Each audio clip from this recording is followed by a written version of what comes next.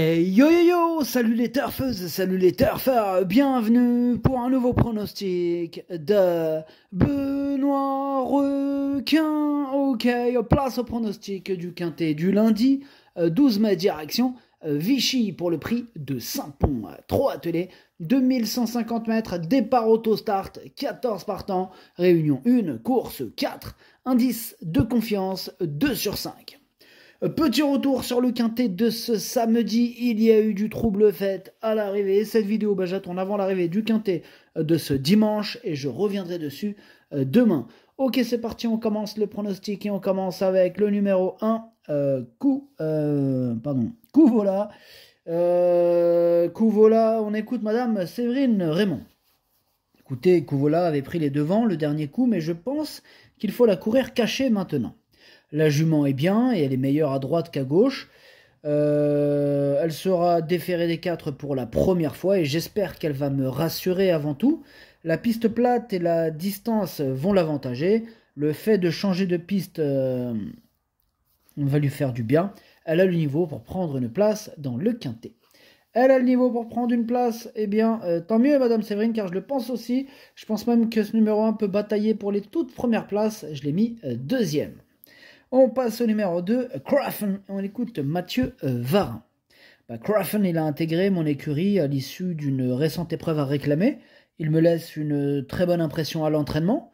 Il a prouvé qu'il était en forme lors de ses dernières courses et il avait évolué à un niveau nettement supérieur par le passé.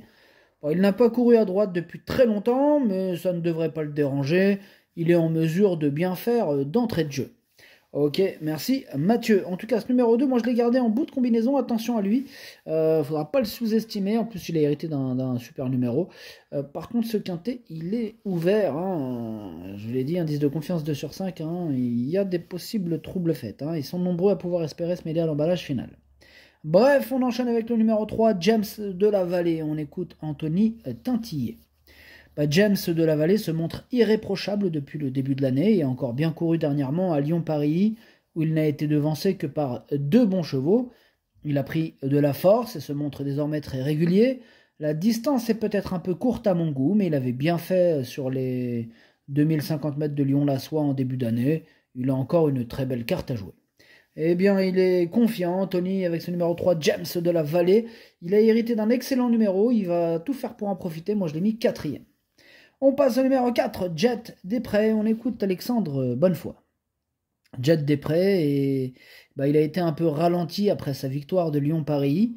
J'ai hésité à le courir car il a fait un petit coup de sang. Il n'était pas si mal lors de son dernier travail, donc il court, mais il ne sera peut-être pas à 100%. Voilà. Il peut pas être déféré devant, mais s'il fait sa course, il devrait bien courir. Il a besoin d'un parcours fluide et on espère quand même terminer sur le podium. Ah voilà, il vise quand même le podium, il ne s'en cache pas. Ce numéro 4, c'est d'ailleurs sur le podium que je l'ai mis à la 3e place. On passe au numéro 5, Jack des Marlborough, qui m'embête beaucoup. C'est celui qui m'embête le plus d'ailleurs, c'est lui mon gros regret. Mon cheval de complément en cas de non partant, attention, possible cassage en vue. On passe au numéro 6, King Dry, on écoute Simon Laloum.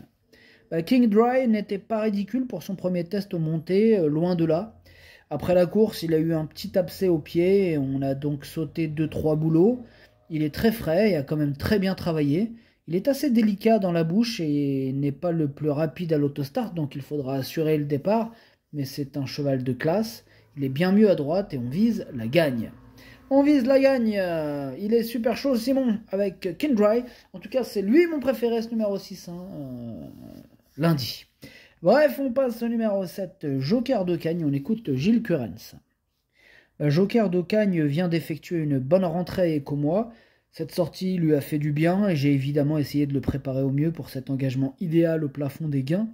Cela dit, il affronte des plus jeunes et semble barré pour les premières places par certains rivaux.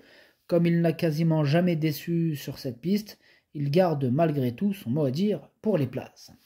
Il me plaît aussi ce numéro 7, mais un petit peu moins que le précédent cité, étant donné que je l'ai gardé en toute fin de combinaison. On passe au numéro 8, Candy Dorco, et on écoute Rémi Despres. Candy Dorco a très bien fini, et a échoué d'un rien dernièrement. Dans la foulée, elle découvre un engagement très favorable sur une courte distance qu'elle apprécie particulièrement. Elle est également bonne droitière et s'élance très vite avec ce mode de départ. Il y a toujours quelques rivaux à craindre, mais elle a sa place dans les 5 premiers.